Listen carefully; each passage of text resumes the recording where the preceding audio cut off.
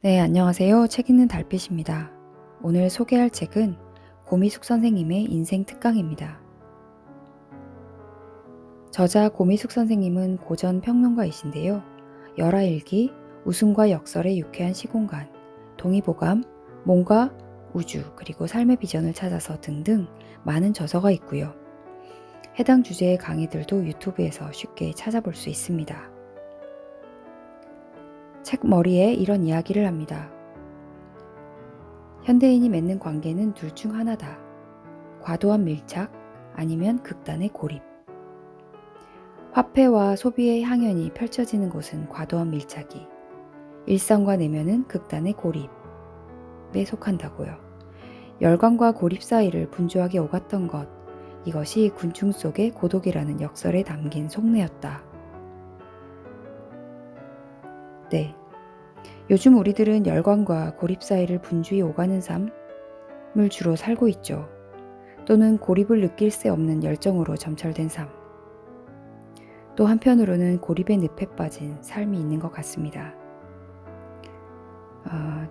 저자는 이러한 문제를 해결하기 위한 미션으로 거리의 재구성을 얘기하고 있어요. 우리가 해야 할 미션은 거리의 재구성이다. 사회적 거리두기를 넘어서 욕망의 거리두기로, 소비와 쾌락에서 휴식과 성찰로, 외적 확장에서 내적 충만으로, 자연의 도구화에서 자연과의 공존으로, 욕망이 지성으로, 또 지성이 다시 지혜로 이어지는 비전을 탐구하지 않는 한 미래는 없다. 멈추고 관찰하고 분석하는 것, 그리하여 자신과 내면으로, 생명과 자연으로 향하는 통로를 다시 여는 것. 그때 비로소 우리는 고독과 소외로부터 벗어나는 길도 열리게 될 것이다. 네, 삶에 꼭 이유가 있어야 하나요? 라는 강의에서는요. 꿈이 없어서 고민인 10대의 이야기로 시작합니다. 꿈이 없는 게 왜 밝고 건강한 10대를 좌절하게 할까? 자신의 자의식 안에 꿈이라고 하는 것을 새겨 넣어야만 자기가 살 가치가 있다고 생각하기 때문이다. 삶의 이유가 있어야 된다고 생각하는 건데 그 이유는 어떤 목표, 의미, 가치, 그리고 그걸 향해 달려가는 열정이 있어야 한다는 전제를 하는 것이다. 그게 없는 상태로도 충분하다는 걸 모르는 것이다.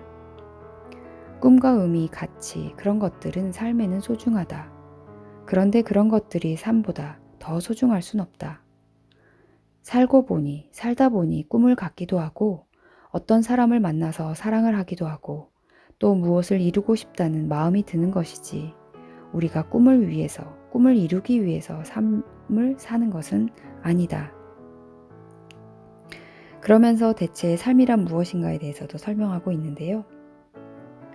산다는 건 어느 날 어떤 시간과 공간, 시공에 내가 던져지는 것이다. 내가 왜 지금 하필 여기에 던져져 있는지 아무도 모른다.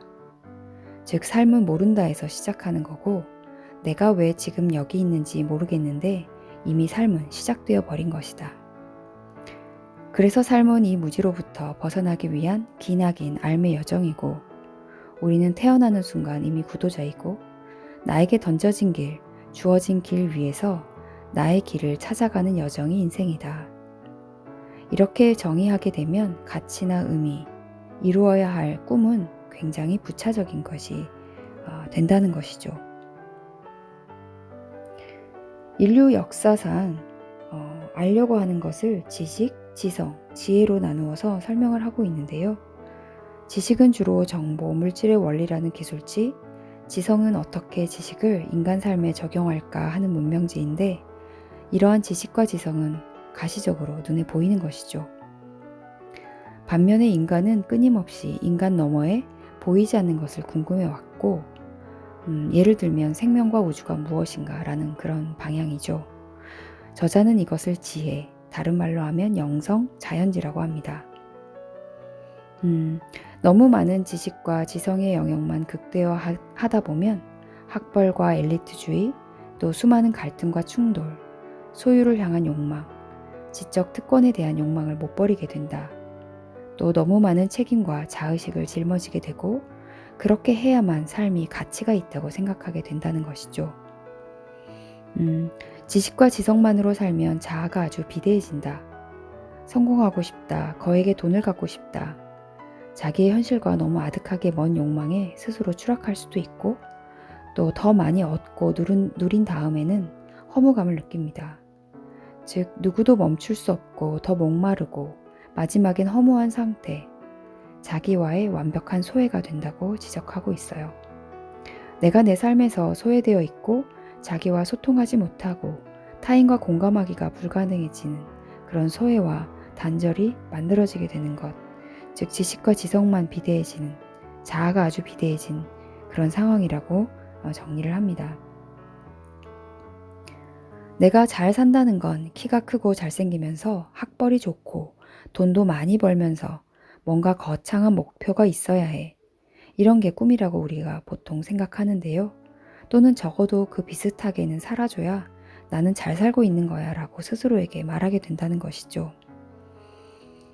저도 이 패턴에서 크게 벗어나지 못하는데요. 청년뿐 아니라 중년들까지도 이런 패턴에 빠져 있다고 지적합니다. 자의식과 자아에 얹어놨던 모든 의미와 가치들을 좀 덜어내야 하고 이걸 덜어내야 삶이 자신의 모습이 있는 그대로 보이게 된다라는 얘기를 합니다. 생명과 우주 이렇게 방향을 바꿔서 질문을 던져야 나라고 하는 이 개별적 자아에서 자의식과 의미, 가치 이런 것들을 덜어낼 수 있다는 것이죠. 왜 존재해야 하지?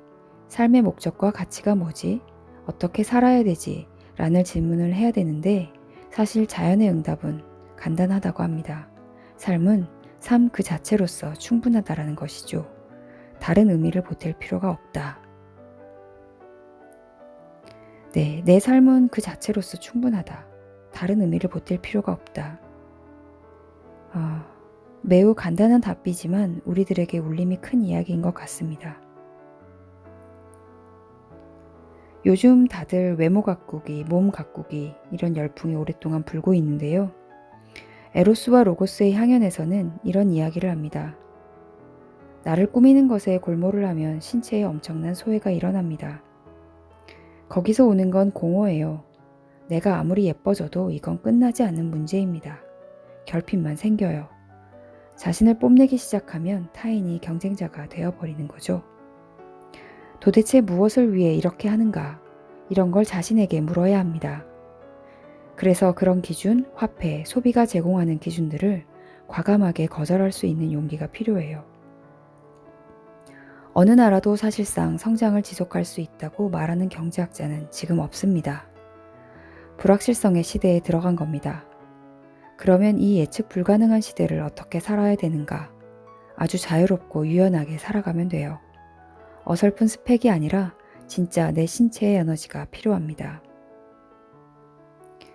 네, 예측 불가능한 시대가 왔는데 우리는 역으로 여기서 예측 가능한 지점을 찾는데 너무 많은 에너지를 쓰고 있는지도 모르겠어요.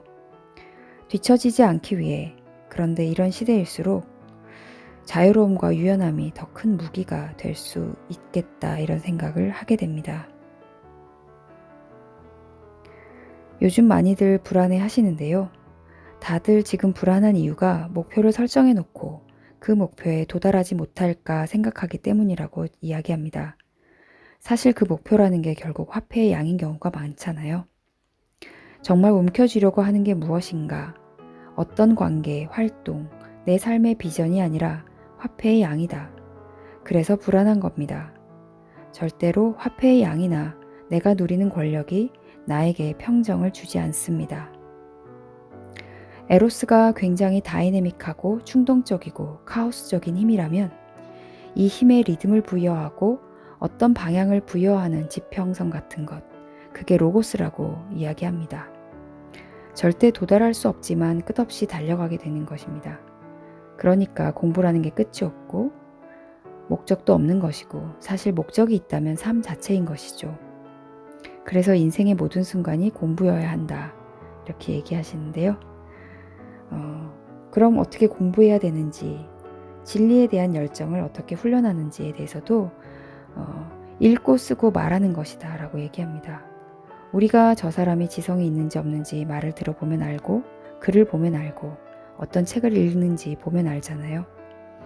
지성의 기쁨을 모르면 모두가 화폐를 향해 달려가게 된다. 그 다음에 화폐로 소비를 하고 화폐로 사람을 지배하고 쾌감을 누리고 싶어 한다. 우리 안에 그런 유혹이 끝도 없이 꿈틀거린다. 거기에는 진정한 기쁨이 없다. 저자는 진정한 기쁨을 느끼는 건 지성의 환희밖에 없다고 얘기합니다.